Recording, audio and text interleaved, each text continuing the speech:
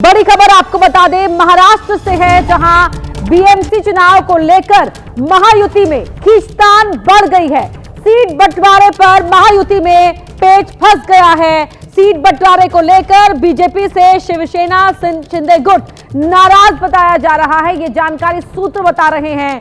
BJP केवल 52 सीटें दे रही है, जबकि शिवसेना शिंदे गुट 125 सीट चाहता है। और आज सीट बंटवारे को लेकर दूसरी बार बैठक होगी, जिसमें सहमति बनाने की कोशिश की जाएगी।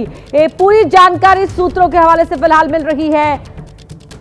और शिंदे गुट को सिर्फ 52 सीटें देने का ऑफर दिया गया है बीजेपी की ओर से। शिंदे गुट चाहता है कि 125 सीटें उसे दी जाए। वो अपनी इस मांग पर अड़ा हुआ है।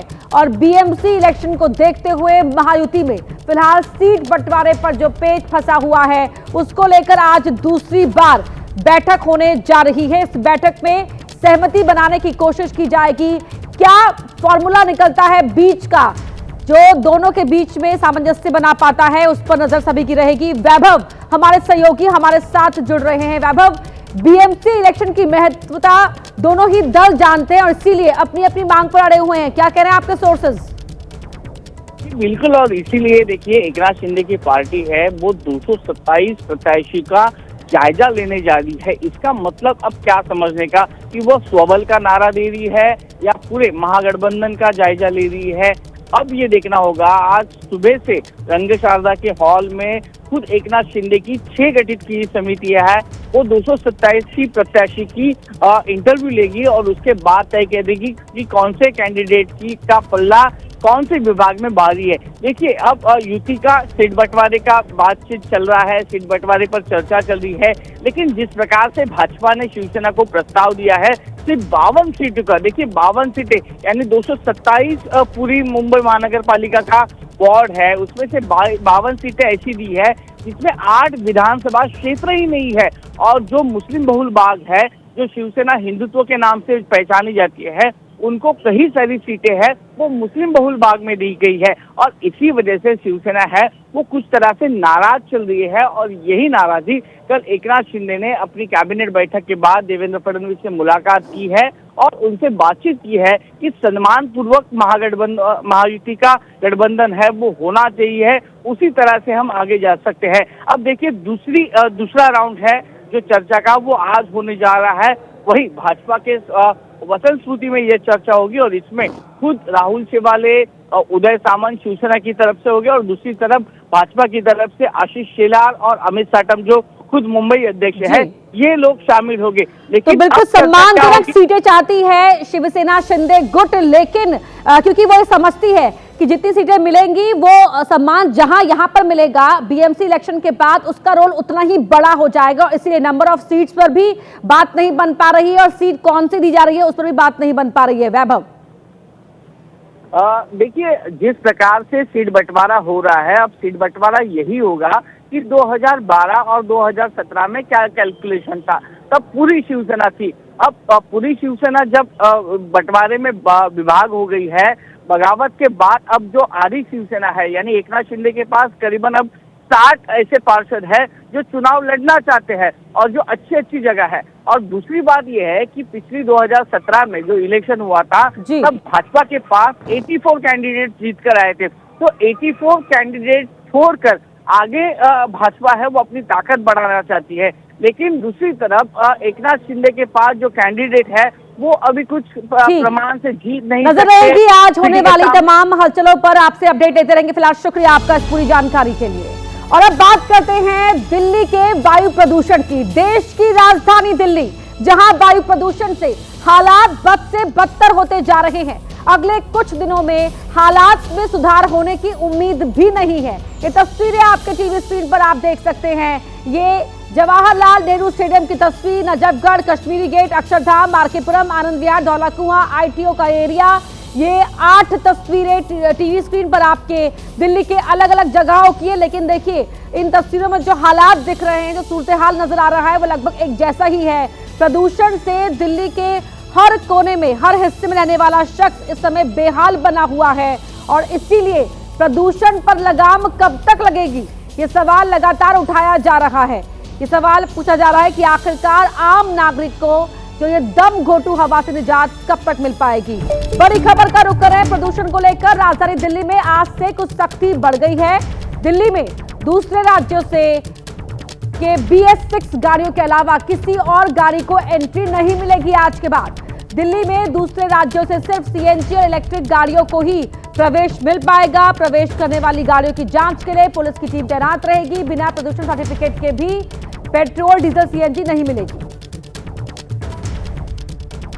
राजधानी दिल्ली में लगातार बढ़ते प्रदूषण को लेकर दिल्ली सरकार ने एक सख्त कदम उठाया। दिल्ली के अंदर जिसके पास अगर पोल्यूशन सर्टिफिकेट नहीं होगा तो उसको पेट्रोल और डीजल जो है वो नहीं मिलेगा। जहां एक तरफ ग्रेफ 4 जो है वो लगाया गया। इस समय बसंत कुंज इलाके में है और यहाँ पर भी देखिए जो गाड़ियां हैं वो पहुंच रही हैं। लोग अपनी गाड़ियों का जो पोल्यूशन है वो चेक करा रहे हैं। सर, जिस तरीके से दिल्ली सरकार की तरफ से आदेश जारी हुआ पोल्यूशन कम करने को लेकर जो है गाड़ियों पर भी प्रतिबंध लगाया जा रहा है, तो वहीं दूसरी तरफ आप देख रहे हैं कि पोल्यूशन जिसके पास नहीं होगा उस पेट्रोल और डीजल नहीं मिलेगा। इस कदम को कैसे देखते हैं आप? ठीक है, कोई ना कोई तो कदम उठाना था, तो उनमें से एक कदम ये है। तो बाकी और चीज़ें भी इनको प्रिकॉशंस लेनी पड़ेंगी। सिर्फ इसी एक पॉइंट के ऊपर कि गाड़ियों का पोल्यूशन सर्टिफिकेट होना चाहिए तभी पेट्रोल मिलेगा, तो ये भी बिल्कुल ठीक नहीं है। इसमें थोड़ी लोगों की परेशानियां होंगी, बट ठीक है, गवर्नमेंट कुछ तो एक स्टेप उठा रही है। बिल्कुल, देखिए जिस तरीके से लोग हैं पोल्यूशन यहाँ पर पहुंचे हैं कराने। तो दिल्ली में जो प्रदूषण है उस पर आज सख्ती लगाई जा रही है। उस प्रदूषण पर लगाम लगाने के लिए जो ये प्रदूषण है जानलेवा बना हुआ है। 2023 में प्रदूषण से देश में 20 लाख से ज्यादा मौतें हुई थी। एक रिपोर्ट में सामने आया है the state of global air 2025 की रिपोर्ट में। और हर महीने औसतन 1.67 लाख लोगों की मौत हो रही है। हर दिन औसतन 5,556 लोगों की जान जाती है और हर मिनट 4 लोगों की जिंदगी खत्म हो जाती है। हर 15 सेकंड में एक इंसान की जिंदगी खत्म हो रही है और ये सब हो रहा है इस दमघोटू हवा की वजह से, हवा में फैले प्रदूषण नामी जहर की वजह से। और ये सब कुछ एक रिपोर्ट में सामने आया है जो बता रहा है कि किस तरह से ये दमघोटू हवा इंसान की जिंदगी पर हावी हो रही है। हर 15 सेकंड में एक जान जा रही है। और बड़ी खबर का रुख कर रहे हैं, एक और अगली बड़ी खबर का इसी से जुड़ी हुई। दिल्ली में प्रदूषण पर आज संसद में चर्चा की जाएगी। लोकसभा से विकसित भारत जी राम जी बिल पास होने के बाद चर्चा होगी। संसद में दिल्ली के प्रदूषण पर 4 घंटे चर्चा की जाएगी। कांग्रेस की सांसद प्रियंका गांधी चर्चा की शुरुआत करेंगी। बीजेपी से बांसुरी स्वराज और यहां पर सरकार का पक्ष रखेंगे। बीजेपी के सांसद दिल्ली के प्रदूषण पर देश के पर्यावरण मंत्री भूपेंद्र यादव जवाब देंगे। 4 घंटे तय किए गए हैं देश की संसद में दिल्ली के प्रदूषण पर चर्चा करने के लिए। और अब खबरों में आगे बढ़ते हैं, नोएडा की बात करते हैं जहां के सेक्टर 24 में उस वक्त हड़कंप मच गया जब चलती कार अचानक ही आग का गोला बन गई। ड्राइवर ने कार से उतरकर अपनी जान बचाई। दरअसल आग इतनी तेजी से लगी कि कोई कुछ समझ ही नहीं पाया। अच्छी बात यह रही कि कार का ड्राइवर बिना वक्त गंवाए कार से उतर गया, जिससे उसकी जान बच गई, क्योंकि थोड़ी ही देर के भीतर पूरी कार आग का गोला बन गई, जिससे नोएडा स्टेडियम के गेट नंबर 5 के पास अफरा तफरी फैल गई। गाड़ियों का जाम लग गया। बाद में पुलिस की टीम पहुंची, जिसने फायर ब्रिगेड को बुलाया और फायर ब्रिगेड की टीम ने आकर आग बुझाई। ये गाड़ी आकाश नाम के शख्स की थी जो हरौला से हाजीपुर की तरफ जा रहे थे। तभी सेक्टर 24 के पास हादसा हो गया। अच्छी बात ये रही कि आकाश की जान बच गई।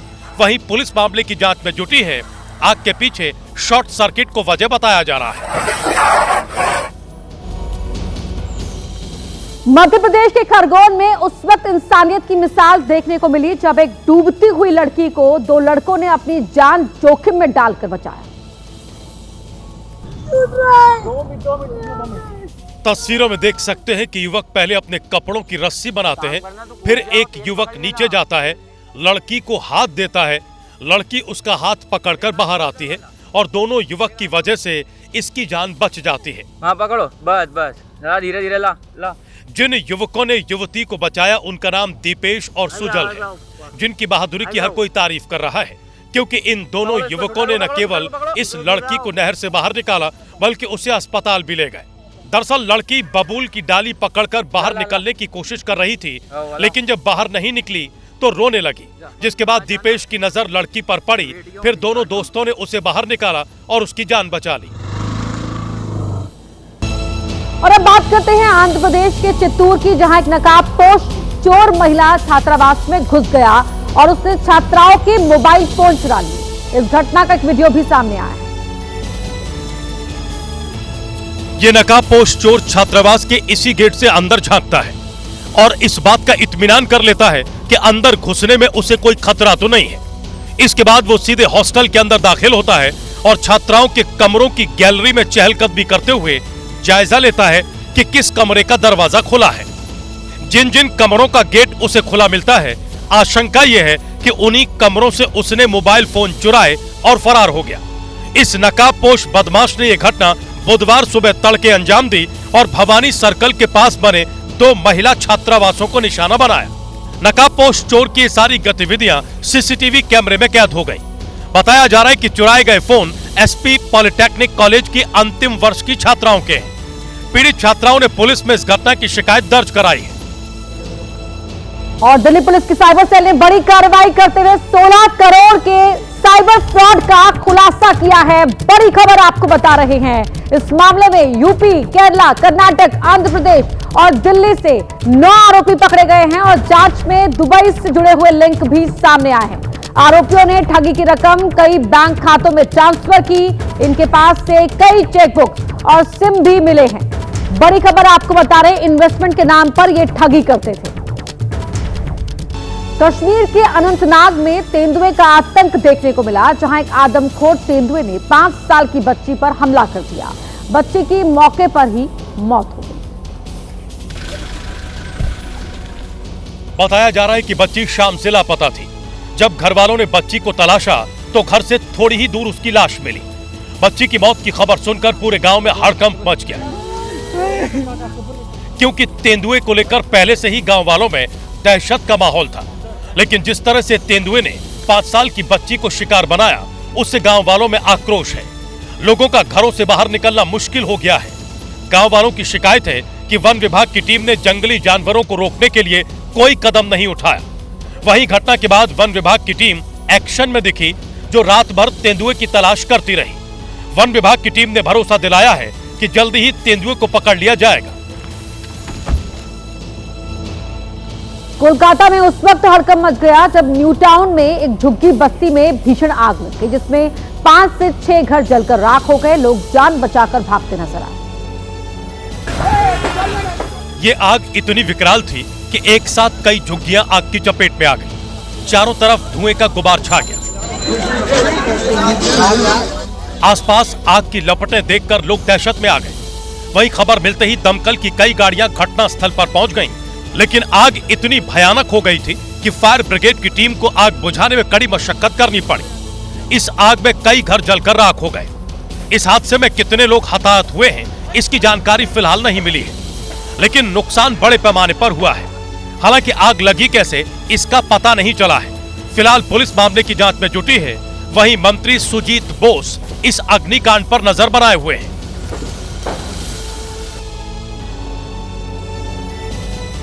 तो आज से दिल्ली में बढ़ते प्रदूषण को लेकर सरकार ने सख्ती बढ़ा दी है। नए नियम के मुताबिक दिल्ली में अब बिना पीयूसी के गाड़ियों को पेट्रोल डीजल नहीं मिलेगा। लेकिन क्या इस नियम का पालन हो रहा है? एबीपी न्यूज ने इसकी पड़ताल की। हमारी टीम दिल्ली गेट के एक पेट्रोल पंप पर पहुंची, वहां नियम का पालन नहीं हो रहा था। सीधे हम चलेंगे हमारे सहयोगी के पास और दिखाएंगे वहां पर क्या हालात बने हुए हैं, क्यों नियमों का पालन नहीं हो रहा है।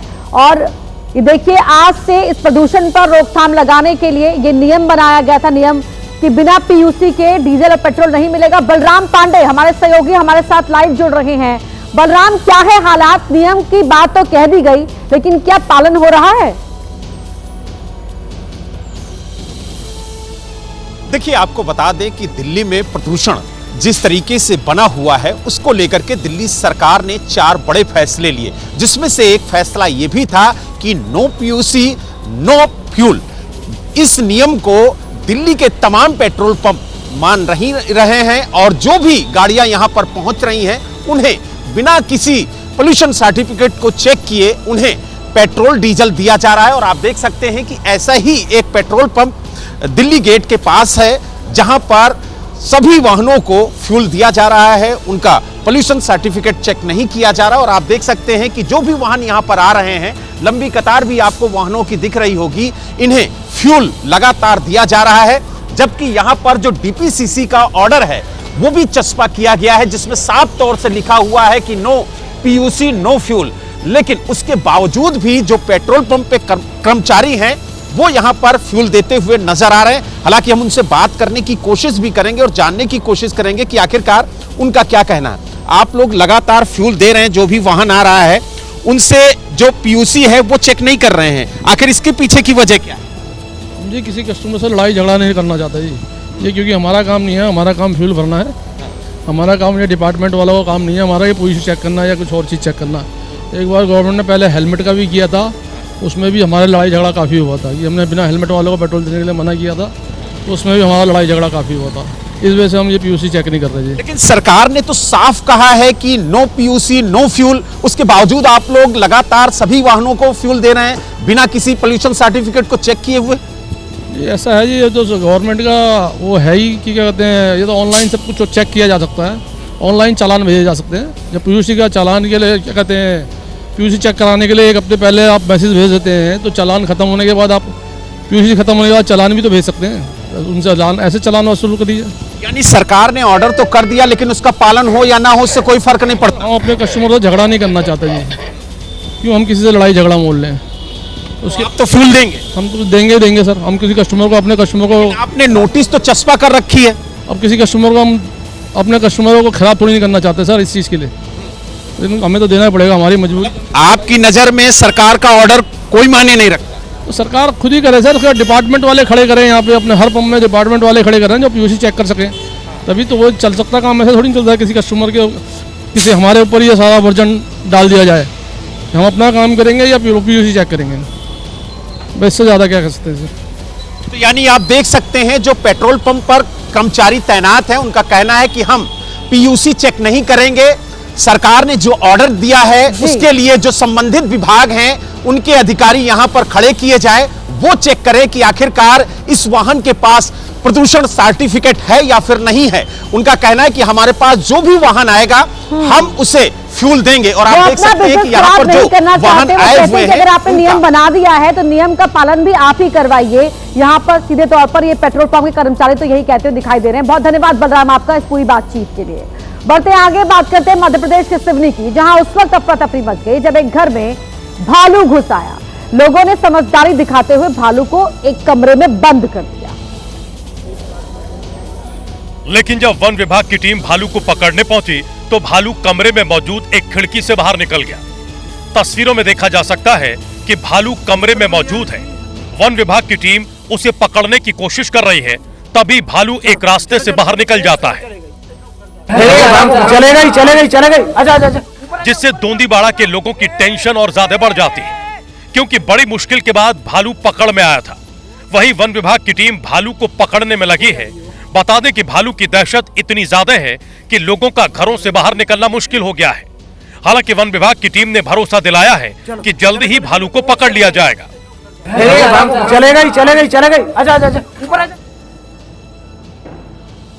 छात्र वीजा पर रूस गए बीकानेर के अजय गोडारा को जबरन यूक्रेन युद्ध में धकेला गया। अजय और परिवार सरकार से कई बार सुरक्षित निकालने की गुहार लगाते रहे, लेकिन अंत में अजय का शव भारत लौटा।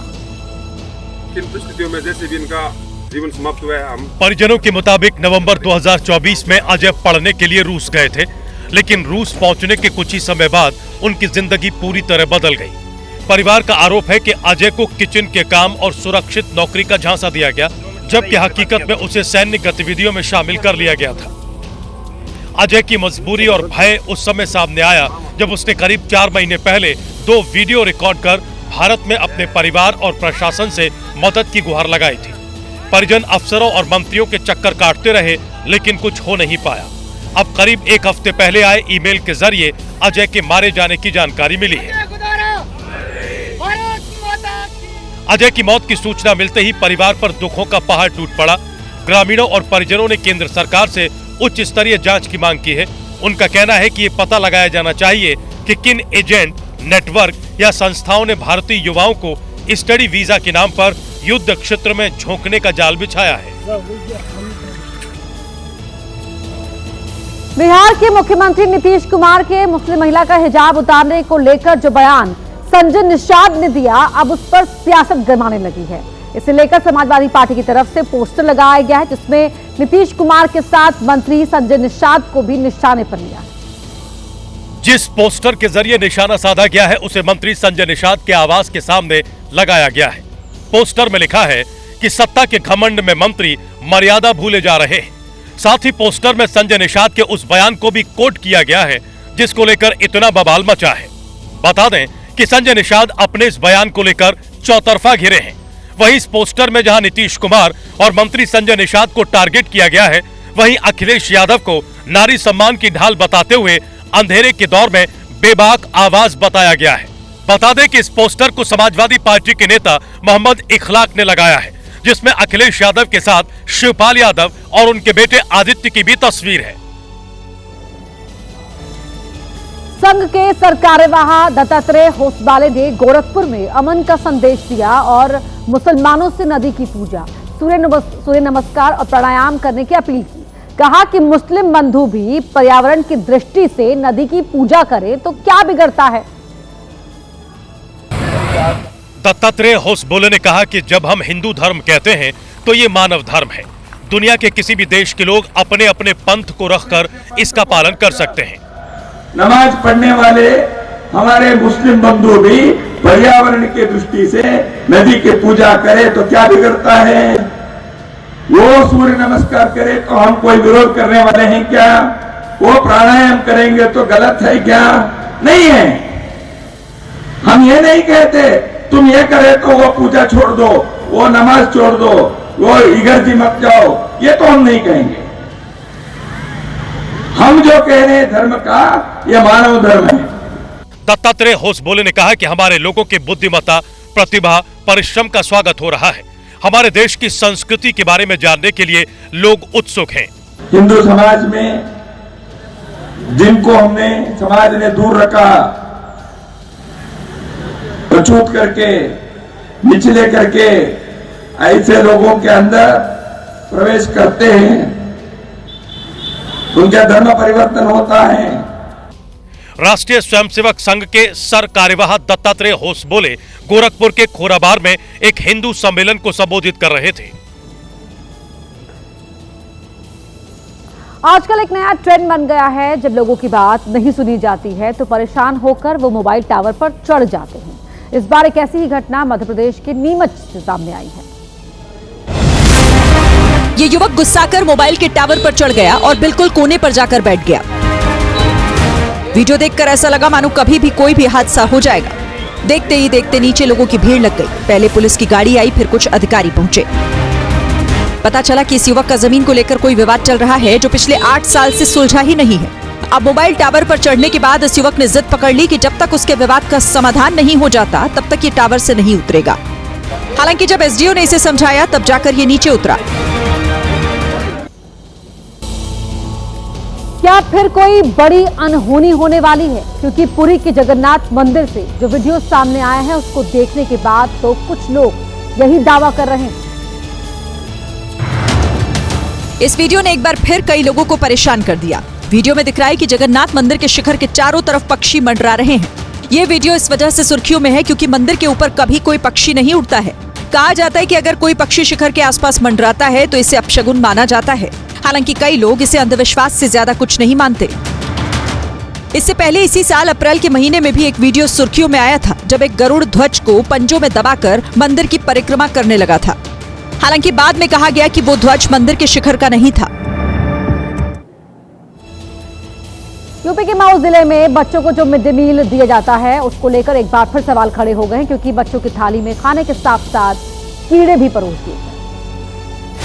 सरकारी स्कूल में जब दोपहर के वक्त बच्चों को खाना दिया गया तो खाने में कीड़े साफ साफ नजर आ रहे थे।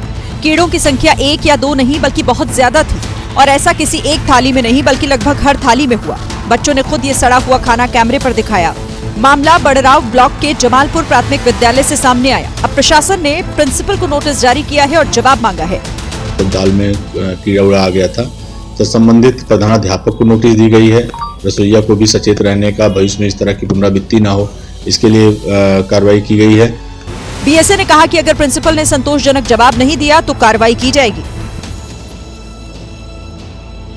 तो यूपी के संभल की खबर आपने देखी थी, जिसमें मासूम बच्चे डीएम के घर के ऊपर से गुजरती हुई तार को हटाने की अपील डीएम से कर रहे थे। अब डीएम ने इन बच्चों की बात सुन ली है। हेलो डीएम सर संभल, हमारे ये तार हटवा दो, इसकी वजह से हमें बहुत परेशानी होती है। इन बच्चों ने इतनी मासूमियत से अपील की कि 24 घंटे के भीतर संभल के डीएम का भी दिल पिघल गया। डीएम के आदेश के बाद बिजली विभाग के कर्मचारी मुआयना करने मौके पर पहुंचे और तार हटाने का काम शुरू कर दिया। तो हमारे बच्चों को परेशानी होती है, इधर से उधर आते हैं। 12 साल की विदुषी ने अपनी 8 साल की छोटी बहन महिमा के साथ जो वीडियो बनाया, वो देखते ही देखते वायरल हो गया था। Please DM doctor Rajendra Peshiya ji, हमारा ये तार हटवाने की कृपा करें। इस तार में बिजली की सप्लाई बंद थी, लेकिन कई साल बीत जाने के बाद भी इसे नहीं हटाया गया। मोहल्ले के लोगों ने कई बार इसके लिए विभाग के चक्कर लगाए, लेकिन जब इन 2 बच्चियों का वीडियो सामने आया तो सालों से लटका हुआ काम कुछ ही दिन में पूरा हो गया। बिहार की पटना पुलिस ने एक ऐसी मोस्ट वांटेड लेडी डॉन को गिरफ्तार किया है जो खुलेआम अवैध शराब की तस्करी करती थी, वो भी तब जब सूबे में 2016 से ही पूरी तरह शराबबंदी है। पुलिस की गिरफ्त में खड़ी इस लेडी डॉन का नाम सुमन देवी है, जिसका नाम मोस्ट वांटेड की लिस्ट में था। सुमन देवी कुख्यात अपराधी जयंत राय की पत्नी है, जो खुद भी पटना के टॉप 10 अपराधियों में शुमार है। आसपास के लोगों का दावा है कि जुर्म की सल्तनत में सुमन का सिक्का चलता था, वो कमर पर पिस्टल लगाकर चलती थी। पुलिस सुमन देवी की गिरफ्तारी को बड़ी उपलब्धि बता रही है। उल्लेखनीय है कि सुमन देवी के ऊपर पहले से 12 आपराधिक इतिहास दर्ज है, जो कि हत्या और मद निषेध से संबंधित है। पुलिस के मुताबिक सुमन देवी गंगा नदी के रास्ते अवैध शराब की तस्करी करती थी। इसके लिए नाविक को एक ट्रिप के लिए 1500 रुपए दिए जाते थे।